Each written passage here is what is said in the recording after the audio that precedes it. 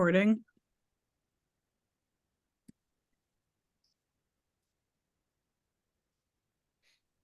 Welcome to the Global Peace Film Festival Lives Online Conversation 2023 Festival Edition. Please join me, Kelly Devine, the Artistic Director, and Nina Stripe, the Founder and Festival Director, in welcoming David Camlin and Megan Grumbling, the filmmaking team behind We Are the Warriors, a film that you can see playing at our 2023 festival. Please go to peacefilmfest.org to find more information. But now we want to welcome David and Megan to the conversation. Thank you for joining us. Hi, thanks for having us. Hi, great to be here.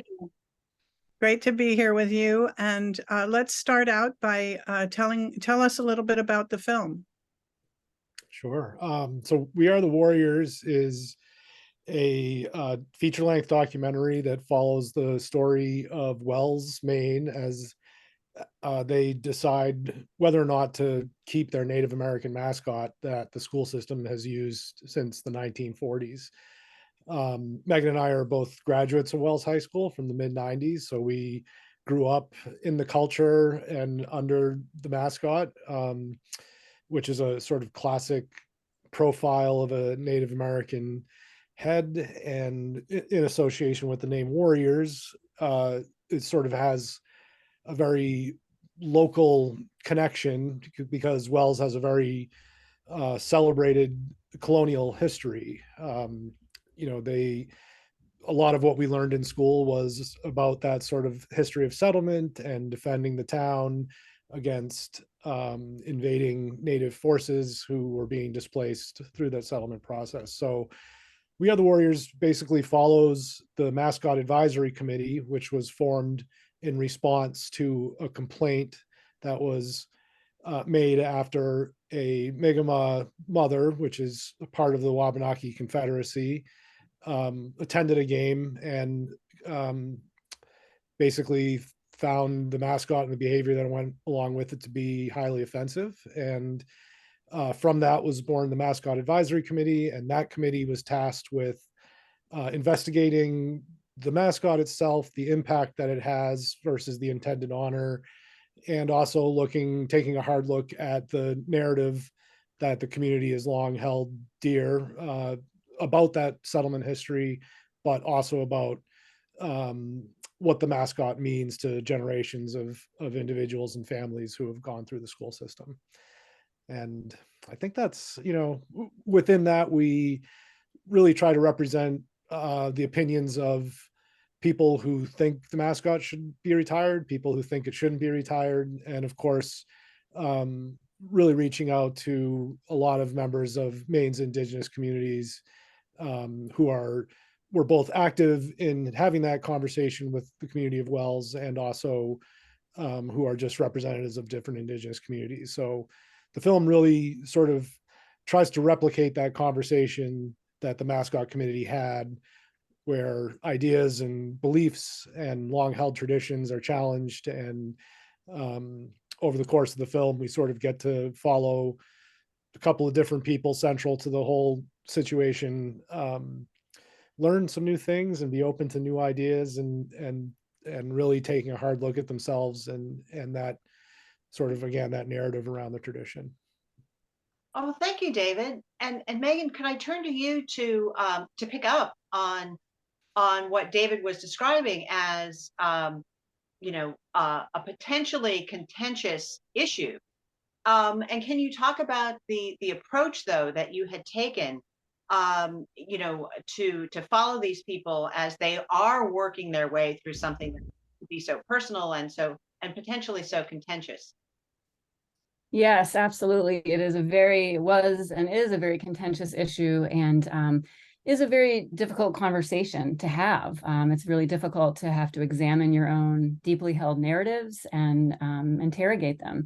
And so our approach in the interview process, we follow many members of the mascot committee as they are taken through the process of listening to Indigenous people of Maine talk about why the mascot is harmful to them, and and share personal stories and anecdotes from their lives. And so we follow the members of the mascot committee as they hear this, and as they, you know, subsequently have to rethink some of what they have believed and some of how they have told themselves and their community. And so our approach in doing so, I think, was really to approach that with empathy.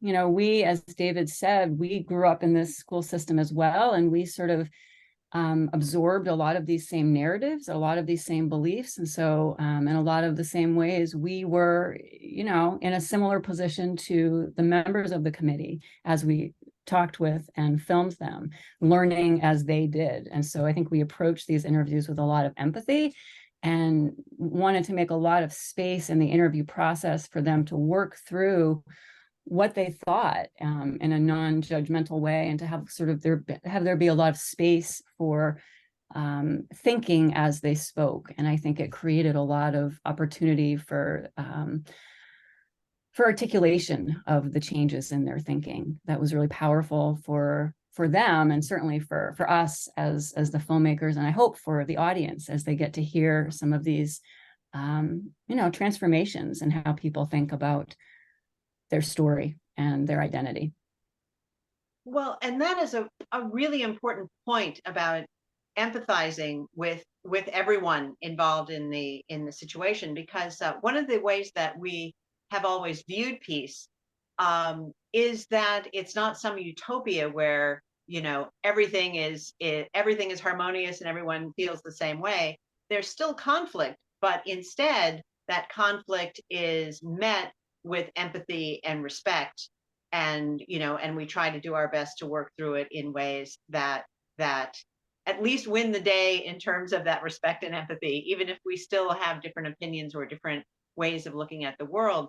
So how did you and David establish the trust that you would need to do with the people that you interviewed? Because I can imagine there were some people who were worried that they would only be captured in their worst moments.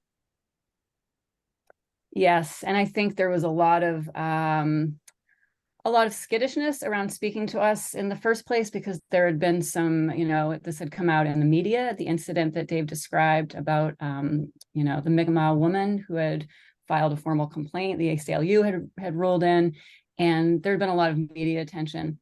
So, however, we had an in because we are alumni, and I think that really, that was our in. And then our approach as we spoke with people, I think, you know, we approached in the ways I've described, with that sense of empathy and with that sense of kind of, you know, wanting to have a capaciousness for understanding them, just as they were trying themselves to have a capaciousness to understand this new situation that was very challenging for them. And I think just sort of how we approached them made that clear and was respectful of that process and the difficulty of that process. You know, I think like having a beginner's mind and having a sense of vulnerability to learning was what many people in the film speak of when they speak about the process and what allowed them to do some changing of their thinking. And I think we as filmmakers also tried to take on some of that beginner's mind in approaching the various people that we spoke with, and many of them surprised us, you know. Oh, that's fabulous. And I want to ask both of you, but I'll turn to David first. Again, the kind of the central mission of the festival is to provide models, to provide examples or campaigns that people can take into their own lives or take into their communities to make the world a more peaceful, respectful place. And while not every filmmaker comes with a film that has a defined campaign, almost everyone has a hope for what they, you know, hope that the audience will take away from seeing it. So in terms of your intentionality behind the film, David, what do you hope that people, after they watch it at our festival and at other festivals and at other screening opportunities, what do you hope that they will take into their own lives? Yeah, I think to sort of build off what Megan was just talking about, you know, we really skipped the sort of normal pre-production process that one would undertake when making a documentary film. So we had sort of agreed that we wanted to work on a project together about a community that was facing a contentious issue. And it just so happened our hometown made the news like a month later with this story. So like Megan said, we were kind of along for the ride on this. And a lot of the folks that we interviewed for this it was like in real time. They were processing this information as they were talking to us. So they weren't recalling an event that had happened a while ago. So, I think what we're really hopeful that the way that this film can sort of set an example for other people is that, it might be a little scary, or you might feel a little challenged at times, or you might feel insulted that somebody might have an idea that your traditions are offensive or even harmful. But the value in being willing to be open to that conversation with the other side of an opinion or of an issue. I think what our film represents is that it's okay to challenge yourself in those ways, and that when you get to the other side of that process, you can feel better about whatever decision it is you make on how to move forward. And I think in the case of our film, what we see is some people are receptive to that process, and they do have a big change of heart. Other people sort of went into it with the opinion that the mascot should be changed, and some people went into it that it should never be changed. And we have these kind of like extremes on the spectrum where those minds may never, be open to this sort of process. But I think what we were really surprised with and very pleased with was that, people were really invested in having an honest look at this, and really, again, to touch back on something Megan said, I think everybody involved really wanted to be understood, and they really wanted their opinion and their beliefs and their, they wanted to be heard and understood. And so when we gave people the opportunity to speak plainly and speak, from this place of like being involved in a very emotional experience, what we found in some of the audiences who've already seen it is that, that really strikes a chord with a lot of people. And what we're finding is that this film not only represents how a community can, deal with their own native mascot if they happen to still have one, but this is also, we think it sets an example of how really any community or how any group can, sort of enter with good faith into like the truth and reconciliation process. And that just because our film happens to be about a native mascot, this process and this way of being open to this type of process, that can really sort of be applied to a lot of different areas of sort of contentious disagreement, either politically or culturally, or, there's just so many ways that we have conflict right now in this world. And so much of it, I think, after making this movie, can be resolved through just human contact and face-to-face contact, and the sharing of personal stories and histories, and really, sort of demystifying the other, and realizing that whatever differences you thought you might have had with someone, those are so small compared to the similarities and the ways in which we all can relate to each other on just a really basic human level. And I think that that's what we're hopeful for with this film, is that, again, the wide, like the I guess the end, the spectrum, right? We have in the middle, we have a lot of people who are pretty reasonable and are pretty open to this sort of thing, and really want to do the right thing and have compassion and empathy for others.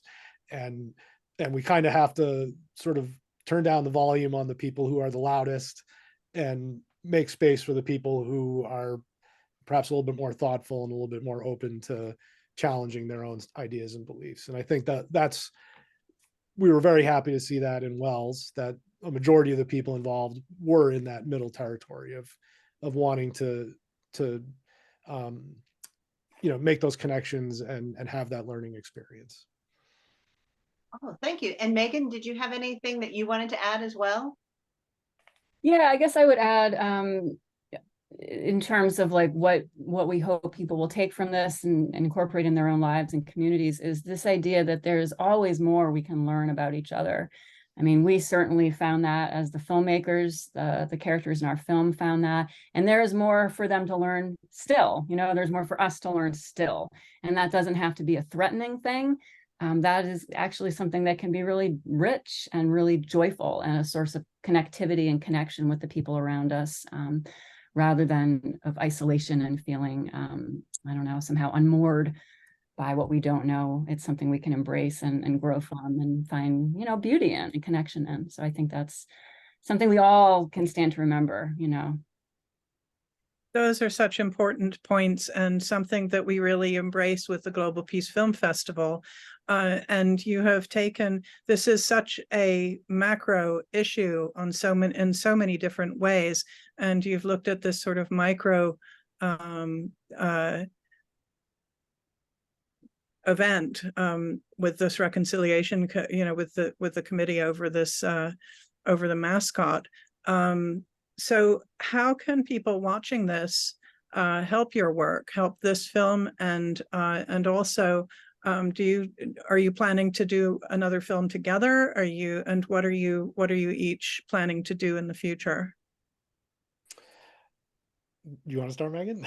Go for it. Sure. Well, the next stage of this project for us is we're developing some educational components to accompany the film that we first see as being available to middle school, high school, higher ed students, and community groups for anyone that's interested in discussing these ideas in various community, educational or otherwise. And so that's our hope, that it will make the rounds and really bring people into conversation. And so people can help us by sort of signing up for updates about how all that goes. We're in conversation with educational distribution. And so we'll be going out there, and we would love to connect people who have an interest in connecting with the film in these ways, with these materials and with the film. And so anyone who is an educator or involved in a community group, a church group, an alumni group, any sort of organization that might benefit and find connection in discussing some of these issues, we would love to connect them with the film and with the resources for further learning and for further discussion. Yeah, and I would add too, it depends on where you sort of find your statistics, but there's at least 1,200 public schools in the United States that are still using native nicknames or logos or mascots. Some of these depictions in the mascot and logo territory are like highly offensive, very stereotypical images. You think back to Chief Wahoo with the Cleveland Indians, that sort of degree of sort of exaggerated features and just really stereotypical imagery. A lot of the names that schools may use, some schools are using names that are tribal names for indigenous communities that are within those regions or territories that those schools exist. But then there are other nicknames that are highly offensive and harmful, racist terminologies that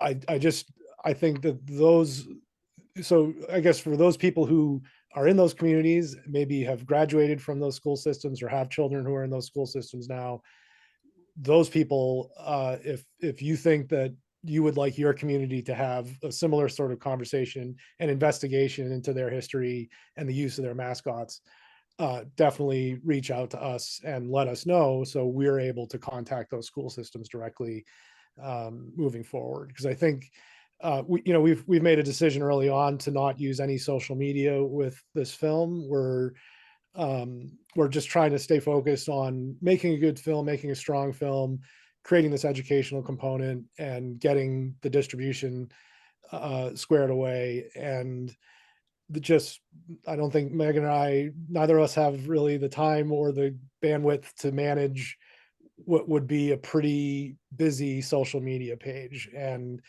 I think that there could be a positive benefit to having that, but I also think that there would be enough negative backlash that it would just become a distraction for us as we try to stay focused on the delivery method that we think is going to be most effective with the film. And that is having this educational component to it. So yeah, if people want to go to our website, wearethewarriorsfilm.com, sign up for those emails, and we'll keep everybody posted on progress. And we'll definitely, once we have that distribution deal in place, people will be able to sign up for viewings that way. And hopefully we'll have that finalized and be able to announce all the details on that by the fall of 2023. So in a couple months from now, we're hopeful. Oh, terrific. And thank you so much for this insightful and thoughtful conversation. I think you've given a lot of people a lot to think about, and a very thoughtful reason to seek your film out. So thank you. Thank you very much for having us. Thank you so much. We're thrilled to be part of the festival. Oh, you're welcome. And thank you to everyone who's listened to today's conversation. Again, we were speaking with David Camlin and Megan Grumbling from We Are the Warriors. And if you want to sign up for those email update reminders, please do go to their website, which is wearethewarriorsfilm.com.